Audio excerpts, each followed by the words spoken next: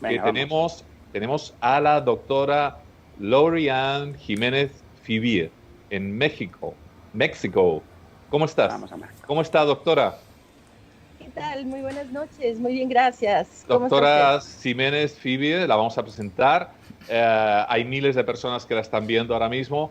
Es doctora en ciencias médicas por la Universidad de Harvard, jefa del Laboratorio de Genética Molecular de la Universidad Nacional Autónoma de México.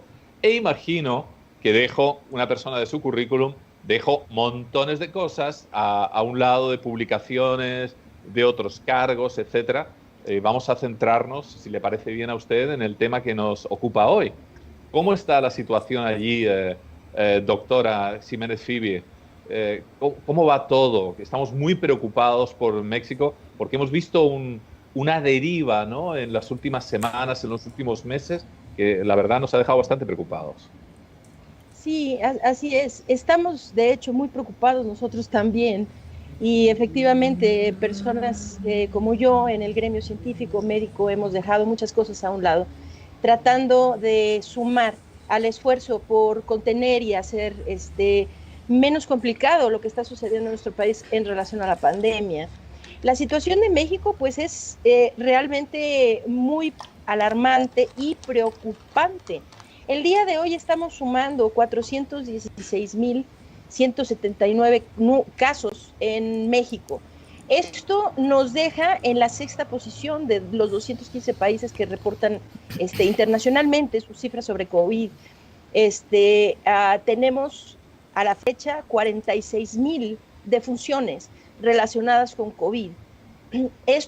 Estamos en la cuarta posición a nivel mundial, por debajo solamente por 110 defunciones de Reino Unido, lo que parecía increíble que nos sucediera. Ustedes en Europa pues empezaron mucho tiempo antes que nosotros, varias semanas, incluso más de un mes, ¿verdad?, antes que nosotros. Efectivamente. En aquel entonces, pues, de verdad la esperanza era que aquí hubiéramos aprendido de las experiencias de ustedes, qué se hizo mal, qué se hizo bien, qué se puede replicar, qué se debe evitar. Y contrario a eso, no solo no aprendimos, sino que de alguna manera nuestras autoridades lograron hacerlo incluso peor que las suyas. Hemos superado ya el problema de ustedes, tanto en número de casos como de defunciones. Es decir, nuestra situación es terrible. El día de hoy estaremos superando ya las muertes que registra el Reino Unido. Esto nos dejará en la tercera posición a nivel mundial de defunciones, solo por debajo de Estados Unidos y Brasil. Pero, doctora, ¿qué es lo que se ha hecho tan mal entonces? ¿Qué ha pasado? Sí, se hizo mal todo desde el inicio. Aquí lo que ya tenemos muy claro es que nuestro gobierno quiso irse por la estrategia de la inmunidad comunitaria, de esto que le llaman también inmunidad de rebaño. Esta fue la estrategia que el gobierno evidentemente persiguió, si bien nunca lo dijo abiertamente como lo hicieron en Suecia, por ejemplo, ¿verdad? En Reino Unido tampoco al principio se rumoraba que era por ahí por donde querían ir, ¿verdad? Tampoco diciéndolo abiertamente, hasta que se dieron cuenta que pues esta estrategia no podía conducir a otra cosa más que a un escenario completamente catastrófico, ¿no? Reino Unido ahora, pues digo, yo veo con mucha alegría que mientras que ellos lo hicieron terriblemente mal al principio y durante el crecimiento de su pandemia local, de su epidemia local, pues en últimas fechas de verdad han hecho un esfuerzo muy grande por corregir, y corregir lo han hecho, porque están verdaderamente controlando muy bien el problema en la actualidad. Lo que hace diferente a México es que aquí no ha habido ningún cambio de estrategia. Como se inició, así sigue. No importa cuántos casos se sumen, no importa cuántas muertes se sumen, el gobierno sigue firme en hacer literalmente nada. Porque en México, debe saber el auditorio europeo esto, que en México no se hace ningún esfuerzo de contención. Somos uno de los países que hace el menor número de pruebas, no se hace absolutamente nada de búsqueda activa de casos, digamos, asintomáticos, que sabemos que esa es la clave para detener. ¿Cuántos asintomáticos podemos localizar para aislarlos, para cortar las cadenas de transmisión, ¿verdad? Para contener la dispersión de los contagios? En México esto no se hace. no se hacen pruebas, se hacen pruebas única y exclusivamente a los casos que están ya muy graves, es decir, los que van ya a hospitalizarse. No se hace rastreo de contactos, no existe un programa de aislamiento selectivo de casos. No se hace, perdone que le interrumpa, no se hace ningún rastreo, ¿no? Ninguno. O sea, podríamos traducirlo que la situación es un tanto caótica en el sentido que se va enfermando la gente y van yendo al hospital, punto, ya está, ¿no? Sí, y se le da a la gente unas directrices terribles que están llevando a mucha gente a morir. Aquí en México se le dice, por ejemplo, se le dice a las personas, quédese usted en su casa. Si usted tiene COVID, bueno, la gente va al hospital. Si tiene suficientes síntomas, se le hace una prueba. La prueba sale positiva, le dan una cajita de paracetamol y lo mandan de regreso a su casa. Las personas quieren pruebas pues para su familia, saber si su familia está infectada. No se le da pruebas a la familia. No se le da la oportunidad de aislarse fuera de casa. Esto es un problema porque la mayor dispersión proviene de los contagios intrafamiliares. Entonces, pero perdone que le diga, doctora Jiménez Fibi, eso también aquí en España nos suena muy parecido, sobre todo las primeras semanas, mandaban a la gente a su casa, había una atención telefónica. Bueno, de hecho, hemos tenido una serie de cuestiones tremendas, como por ejemplo los bomberos. Durante esas semanas empezaron a encontrar cadáveres de gente que vivía sola, ¿no? Que desaparecía literalmente, porque no vivían en un núcleo familiar. Y claro, al irse a casa, para aislarles, lo que hacían era, evidentemente, contagiar al resto de la familia. Tengo a Joan Miquel Martínez ahora mismo también aquí en Madrid, doctora, que quiere hacerle una pregunta, por favor. Sí, con mucho gusto. Encantado de que esté usted aquí con nosotros. En México, nosotros que seguimos de cerca también la actualidad mexicana, en el mes de marzo ya estuvimos lanzando algún vídeo con datos del Big Data, que en aquel mes de marzo, a mediados, más o menos era México lindo pero desinformado, era el título, en el que exponíamos, el doctor Gaona exponía sabiamente la realidad con el trabajo de Nicolás también de los datos, de que se avecinaba en México una grande. En ese momento recibimos miles de comentarios de mexicanos diciendo que no, que era imposible, que López Obrador lo hacía todo perfecto. Por esa época, poco después, salían declaraciones como el gobernador del estado de Puebla diciendo cosas como el coronavirus no afecta a los pobres. Aquí nos mirábamos a la cara diciendo... Es verdad, el gobernador de Puebla. Sí, y desde hace tiempo escuchamos a los gobernadores, a las máximas autoridades mexicanas, pues poniendo fecha, que tal día se dobla la curva, que tal día esto ya alcanzamos la meseta. Pone fecha, una fecha, otra fecha, pero eso no llega. ¿Qué está sucediendo? No llega ni llegará. Porque como ustedes aprendieron bien, ustedes tristemente tuvieron pues un evento realmente muy trágico, catastrófico lo que ocurrió, pero aprendieron rápido que la situación es que esto no se extingue solo, hay que hacer algo por extinguirlo.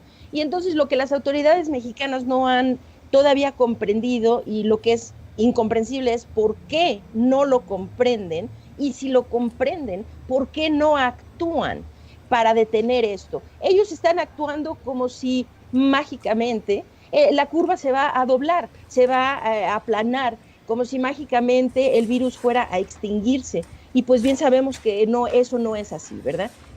Para detener la epidemia se necesita intervenir con acciones claras, intervenir con acciones de contención, ampliar el número de pruebas, perseguir activamente casos, rastreo de contactos, aislamiento selectivo de personas. O sea, hay toda una serie de cosas, incluso indicaciones a la población, ¿verdad? Como es el uso generalizado de cubrebocas, por ejemplo.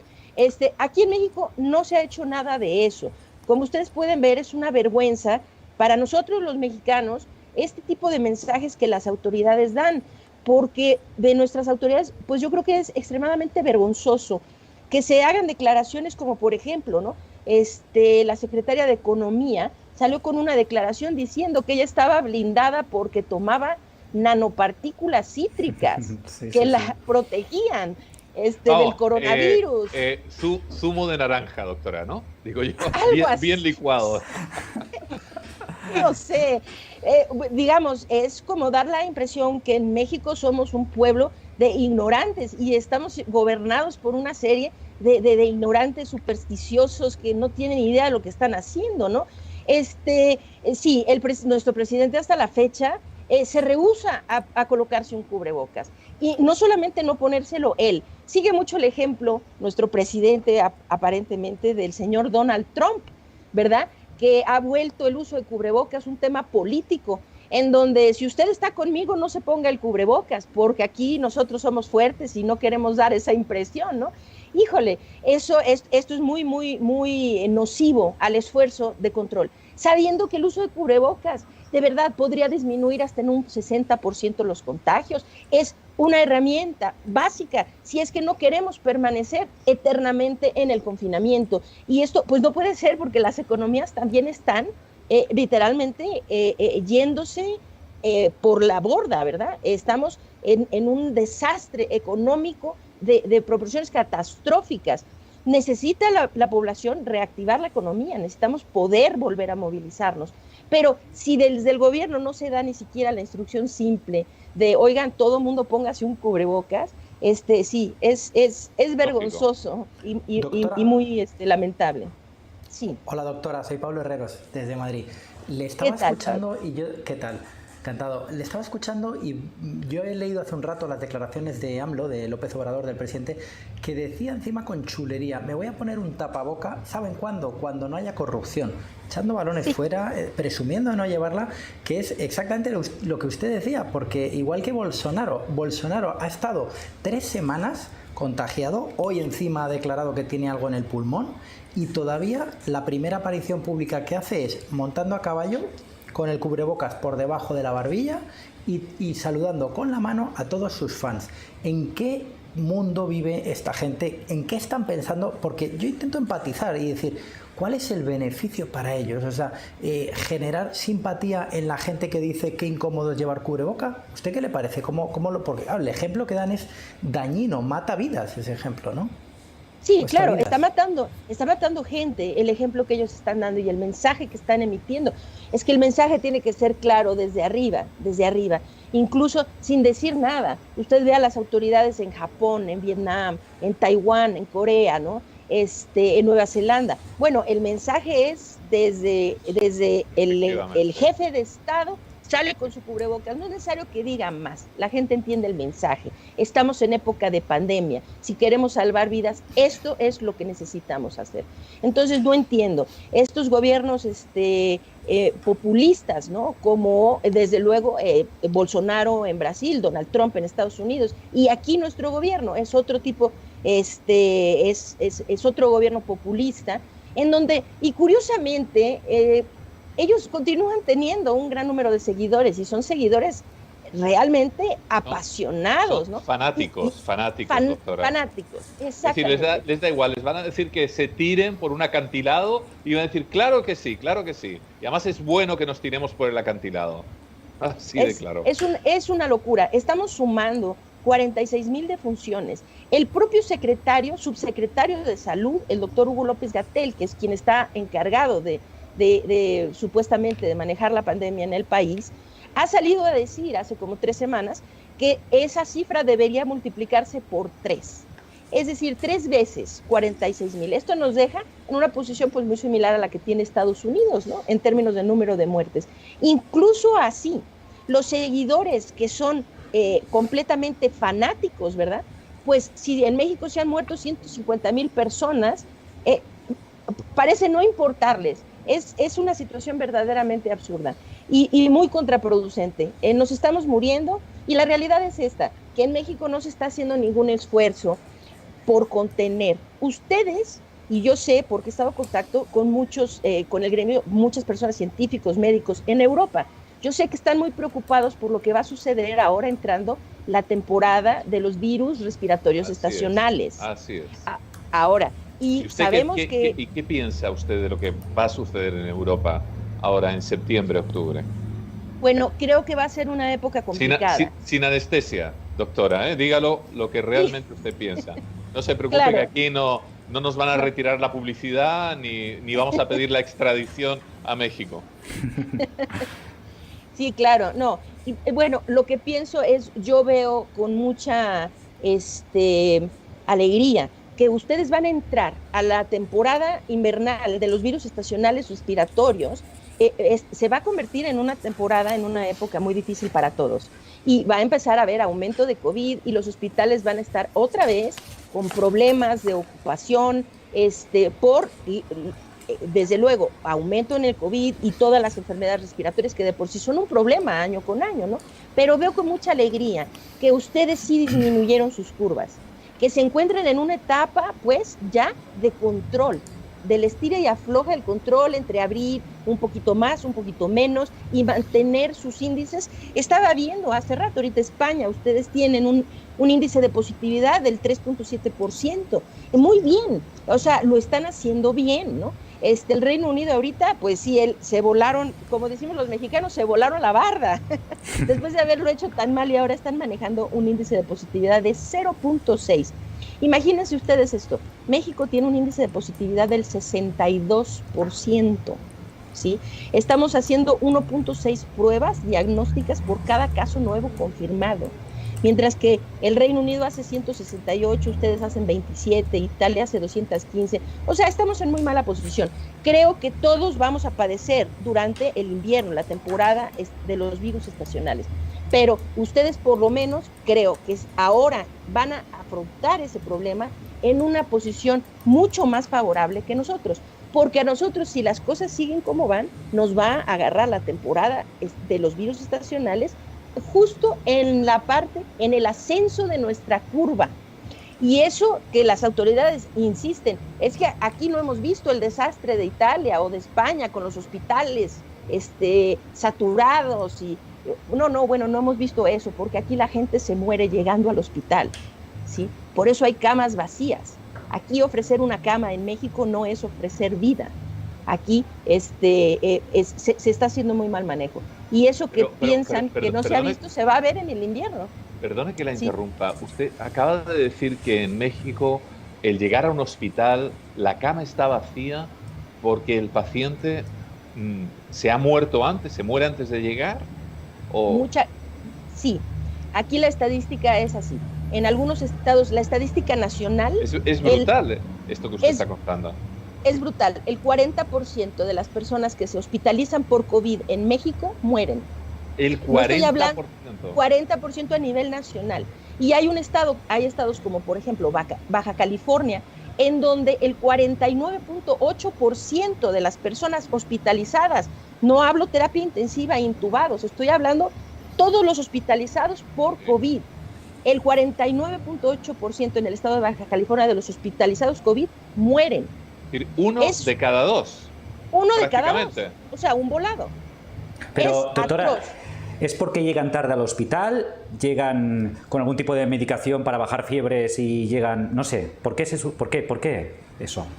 Sí, es por lo que estaba mencionando al principio, porque las directrices que se están dando aquí son equivocadas y están conduciendo a mucha gente a morir. Se les dice a las personas, usted no está suficientemente enfermo para ser hospitalizado, tome su paracetamol y váyase a su casa. La gente va a su casa. Hace rato tratamos este problema como por el asunto de la transmisión, pero viene otro problema. A la gente no se le da ningún seguimiento, es decir, que no hay seguimiento de los casos. Entonces, a la gente se le va y se le deja ahí y se le dice regrese cuando usted se sienta ya muy mal. Bueno, como ya sabemos, hemos aprendido de la enfermedad COVID-19 día con día, hemos aprendido cosas nuevas. Y lo que hoy sabemos es esto, mientras que no tenemos un antiviral, no tenemos una cura contra el virus, pero sí tenemos mucho que hacer por una persona si se detectan los primeros síntomas del deterioro de forma muy temprana.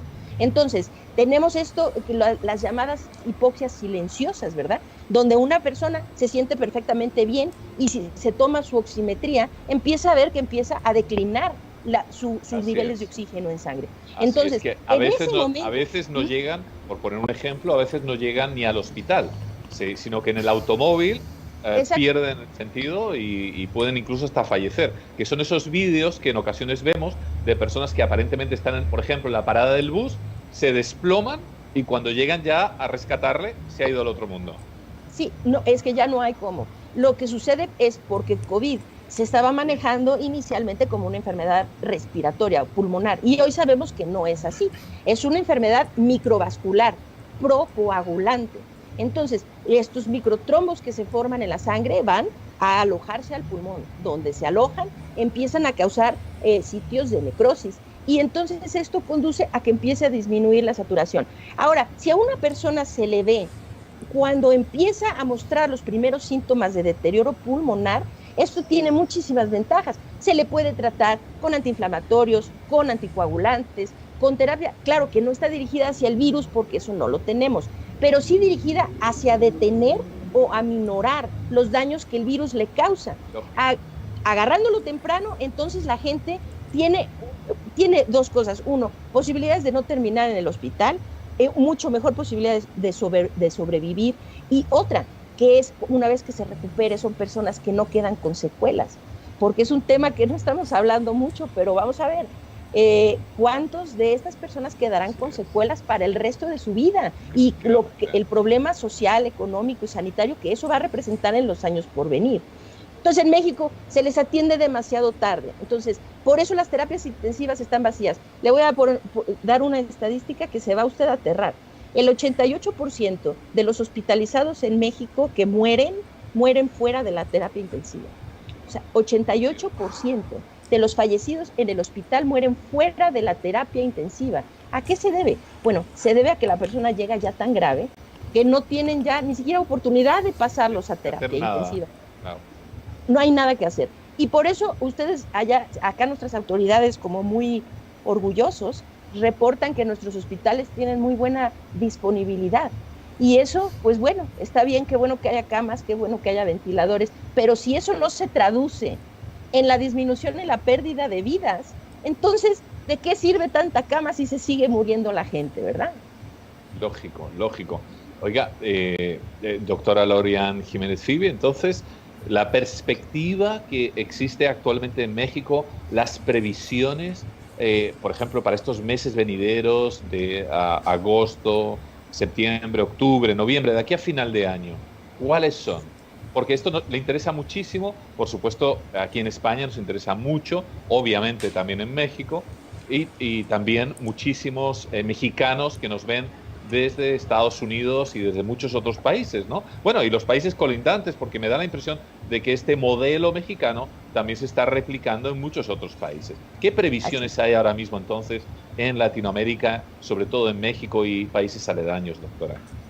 Sí, pues bueno, es muy dramática las predicciones que se están haciendo. Existen algunos sitios, no provenientes aquí del gobierno mexicano, sino sitios externos, como por ejemplo, hay un sitio público que es de un doctor, se llama Yu Yang-gu, que es un egresado del MIT, y hace unas predicciones para muchos países del mundo que están basadas en esto que se le llama machine learning, que es inteligencia artificial, aprendizaje de máquina, qué sé yo, ¿no? Bueno, la tristeza aquí es que las predicciones que se están haciendo es que de aquí al 1 de noviembre México estará sumando en cifras oficiales, sabiendo que están subestimadas, en cifras oficiales 127,000 muertes, 127,000. Ahorita tenemos 46,000. Quiere decir que de aquí al 1 de noviembre todavía morirán más de 80,000 personas o podríamos salvar más de 80,000 personas. Si incluimos en eso el cálculo que el propio subsecretario de Salud admitió, que es que las muertes deben ser sumadas por 3 para tener una cifra real. Esto quiere decir que de aquí al 1 de noviembre México estará sumando más de 380,000 defunciones por COVID-19. Es un escenario verdaderamente terrible. Sin embargo, también es muy dramático el caso de México, igual que muchos otros países, en el sentido que hay muchísimas personas, hemos hablado en otras ocasiones de su fantástico país, doctora, en el sentido que tienen que buscarse la vida, tienen que trabajar en el día a día, cada 24 horas, no pueden permitirse el lujo de decir, ahora me voy a quedar 20 días encerrado en casa. Tienen que salir por la mañana para conseguir los pesos necesarios para poder pagar el almuerzo, luego para poder pagar la cena, etcétera, ¿no? Entonces, eso provoca, evidentemente, imagino que en prácticamente muchos países del mundo, pero quizá también, y le pregunto, por eso, y también si esa asimetría social económica, obviamente estará perjudicando mucho más a las clases menos acomodadas. Sí, así es. De hecho, los grupos que que están siendo más afectados son precisamente los grupos con niveles socioeconómicos más bajos. Contrario a lo que decía el gobernador de Puebla, ¿verdad? Con su exactamente lo contrario. Abundante ignorancia. No, es por el contrario, claro, porque las personas un poco más acomodadas pues pueden quedarse en casa, hacen home office, ¿no? Todo lo trabajan en línea. Sí, pero la persona en México, hay personas que, como usted bien lo señala, no es que salgan, que necesiten salir hoy a trabajar para comer mañana, es que necesitan salir hoy para comer hoy. Es así de grave. Claro.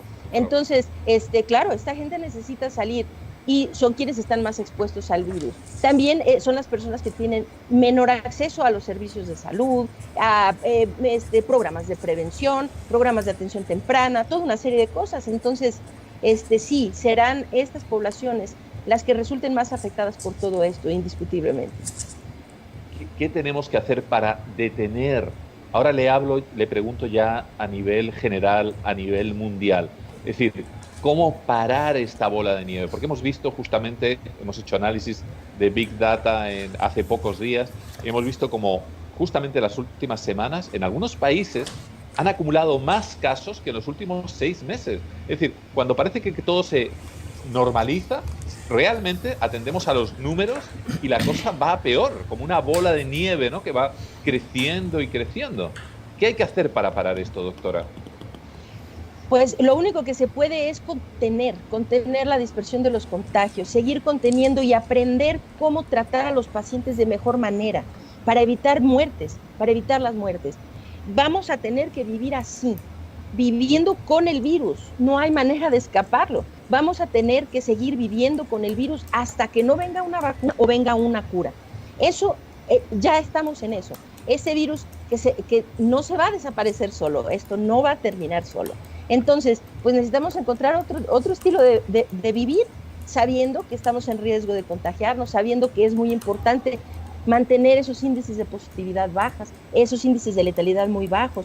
Entonces, pues lo que se necesita es tener programas permanentes de contención, de vigilancia, de contención, de mitigación, hacer esto, el uso de cubrebocas obligatorio en todas las sociedades. Esto ayuda grandemente. A concientizar a la población de que necesitan evitar aglomeraciones, evitar espacios cerrados, particularmente con poca ventilación, ver por guardar distancia, es decir, por el distanciamiento social. Esas cosas, entiendo, todo el mundo quiere volver a tener una normalidad como la entendimos antes de la pandemia, lógico, pero la realidad es esto, que no la tendremos, no vendrá una normalidad, y entre más pronto nos hagamos la idea a eso y lo asumamos no como una gran tragedia, sino como esta es nuestra realidad, ahora hagámoslo lo mejor posible. Entonces, no queda otra. Entonces, si ya es el cubrebocas una prenda que es permanente de aquí a que venga una vacuna, una cura, bueno, oiga, hágase usted unos cubrebocas que le vaya bien con sus atuendos, que se siente usted muy cómodo usándolos, pero ahora así es la vida, tenemos que hacerlo. Y los gobiernos necesitan permanente vigilancia, permanente contención, permanente atender. Creo que se ha aprendido tanto de lo que pasó cuando ustedes tuvieron el problema muy grave en Europa. Bueno, yo creo que el mundo completo tenía el corazón roto de ver lo que les estaba pasando, ¿verdad? Fue como una bomba que les pegó ahí y fue uno tras otro, Italia, ustedes y Francia, en Alemania, en Bélgica, es decir, fue algo terrible. Y ahora, pero de eso se aprendió mucho y ahora sus gobiernos están manejando las cosas de mejor manera y sabiendo que no pueden descuidarse. En donde permiten que esto se expanda, se acabó el asunto y vamos a volver a estar como en febrero o marzo, si es que eso se permite. Entonces, pues no permitir eso. Y la concientización de la sociedad. Creo que por ahí vamos a tener que ir hasta que no nos venga una vacuna que nos confiera protección o una cura efectiva contra el virus.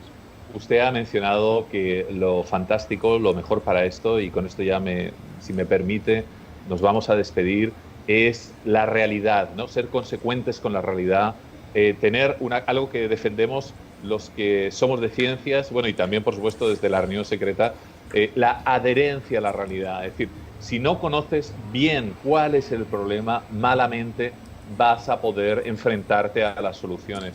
Bueno, doctora Lori-Ann Jiménez Fibe, la contratamos virtualmente para nuestro comité de expertos, que lo hemos necesitado y lo vamos a seguir necesitando aquí en España, doctora.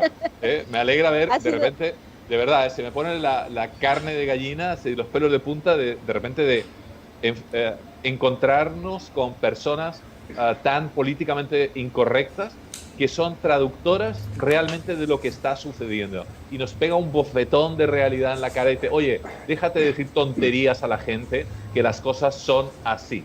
Punto. Así es, pues. Así es. Muy buenas Te agradezco muchísimo la invitación. Saludos hasta España. Muchas gracias, doctora. Ha sido un verdadero placer estar en su programa. Muchas gracias, doctora Lori-Ann Jiménez Fibe. Muy buenas noches desde Madrid, España. Bueno, qué maravilla, ¿no? La doctora. Bueno. Desde José Enrique Ruiz Domènech, luego la doctora Lori-Ann Jiménez Fibe, doctora en Ciencias Médicas por la Universidad de Harvard, jefa del Laboratorio de Genética Molecular. Realmente es un placer escuchar a personas tan versadas, con tanta sabiduría, ¿no? Fíjate, hemos tenido nuestro primer invitado con una sabiduría brutal sobre temas de historia que nos orienta sobre lo que sucede y lo que va a suceder, y luego la doctora, bueno, diciéndonos unas verdades del tamaño de puños, ¿no? Qué pena no hayamos tenido gente así en todos los países, que tengan las riendas, ¿no? Dijeron, oye, dejaros de tonterías, os ponéis la mascarilla a partir de hoy por esto y por esto, ¿no? Ya. Bueno, sí, la verdad es que da gusto escuchar a gente así. ¿Qué dice la gente por ahí, Carlos? Cuéntame. La gente en el hashtag de la reunión secreta, tanto en el Twitter como en el chat del directo en YouTube, dice muchísimas cosas, muchísimos comentarios que nos están enviando preguntas. Por ejemplo, nos comentan a raíz de la entrevista con la doctora, me doy cuenta que los mexicanos y españoles somos hermanos y tenemos mucho en común. No hay rastreos y sí una clase política mediocre. Ahí es nada, doctor? Ya. Efectivamente. Bueno, ahora justamente